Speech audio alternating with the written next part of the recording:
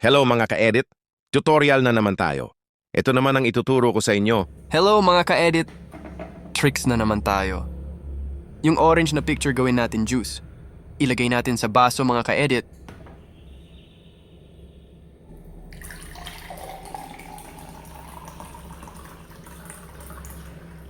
Ayan, okay na. Ingat mga ka-edit. Tara simulan na natin.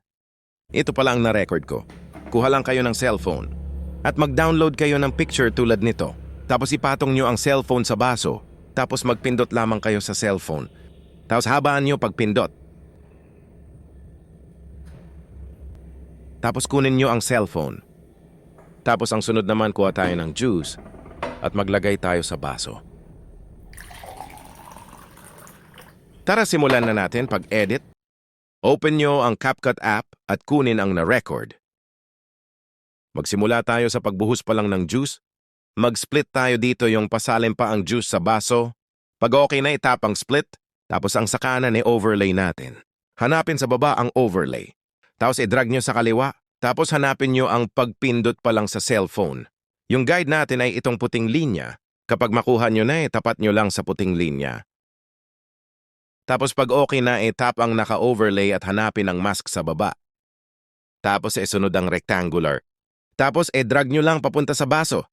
Litan nyo lang tulad nito kasi kunin lang natin ang pagbuhos sa juice. Tapos tap uli ang rectangular para madali tayong mag-adjust sa size at position at rotate.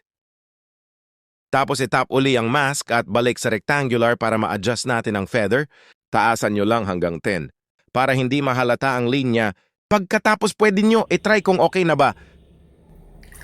Ayan, okay na mga ka-edit. Tapos mag-delete tayo sa last part. Mag-split lang tayo at mag-delete. Pagkatapos pwede na i-export. Ito na ang result mga ka-edit. Hello mga ka-edit! Tricks na naman tayo. Yung orange na picture gawin natin juice. Ilagay natin sa baso mga ka-edit.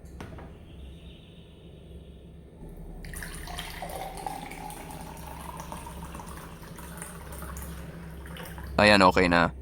Ingat mga ka-edit.